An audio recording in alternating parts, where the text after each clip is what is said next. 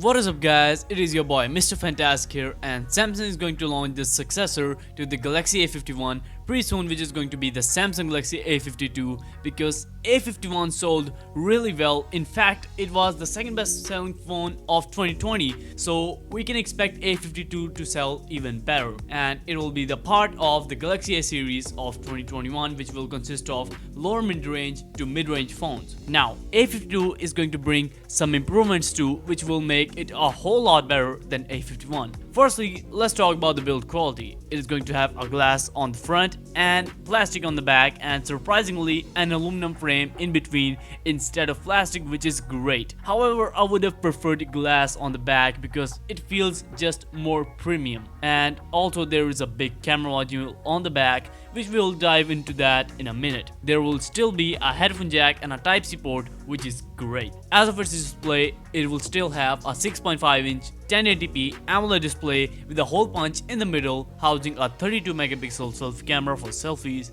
However, the refresh rate is still not confirmed yet, but if I received any info on that, I'll inform you guys on my Twitter, so make sure you follow me there at Mr. Fantastic Tech. Now, there's going to be an optical fingerprint scanner inside the display like the previous generation, but it is claimed to be much more faster than the last generations, and the bezels are expected to be a bit thinner too. And if you're enjoying this video, by the way, please consider subscribing because that would be awesome. Your boy really needs your support. As of its specs, we will have 6 or 8 gigs of RAM with 128 gigs of internal storage, as well as expandable storage with dual SIM support, which is sweet. As of the processor, this time around we are getting a Snapdragon 720G based on 8nm process. Sadly, there is no Exynos 1080 on it, that is reserved for Galaxy A72. If you wanna learn more about it, a link will be in the description down below and here in the icon.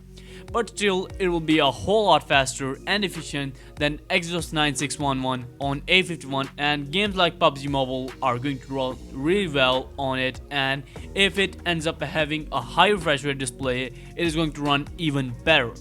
And even in day-to-day tasks, it will fly through everything.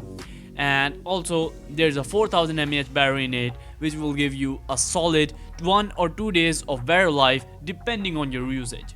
And it is also going to come with a 15-watt fast charger out of the box, which will be able to juice it up real quickly. Now, let's talk about the cameras. Like I mentioned earlier, we're going to have a bigger camera module than A51, indicating that the sensors in it are going to be bigger too, so we can expect to have brighter photos and more depth of field.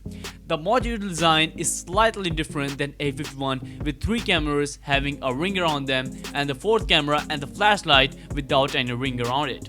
We will still have a quad camera setup with a 64 megapixel main camera as compared to 48 megapixel on A51, which means that the photos are going to be even more sharper and detailed. A 12 megapixel all-round camera for ultra-wide shots, and a 5 megapixel macro camera for macro shots, as well as a 5 megapixel depth camera for collecting depth information, which will be utilized for ProRes shots. And as I mentioned earlier, we will still have a 32 megapixel selfie camera. We will also have 4K recording on both cameras with possibly 60 FPS with 10-bit colors. It will be coming with One UI 3.0 based on Android 11, and we will have some new features and a bit better software experience, and it will be smoother and faster too. And it is also confirmed to have 3 years of software updates, which is very good. It is going to cost the same price as A51, which will be $350, which makes it an absolute bang for buck considering its specs and features it provides. And I guess that is going to sell real well because of its attractive price. It's going to launch pretty soon, maybe at the end of December or in the beginning of January. Now, there will be a 5G version of it for 5G markets named as Galaxy A52 5G, which will have the same specs as the regular model, but a Snapdragon 750G processor, which will enable it to support 5G, and it is a tad bit faster than Snapdragon 720G on the regular model. And it will have 4500 mAh battery because 5G drains a lot of battery. But it is going to cost somewhere around $499, maybe a bit less than that, but yeah, it is going to be a tad bit expensive than the regular model. So yeah, that's pretty much it. This phone seems a really great device, and the price of it is perfect for people who don't want to break the bank and want a decent phone that they can rely on. So yeah, thanks for watching. Make sure you subscribe. I genuinely need your support, and I'll catch you guys in the next video.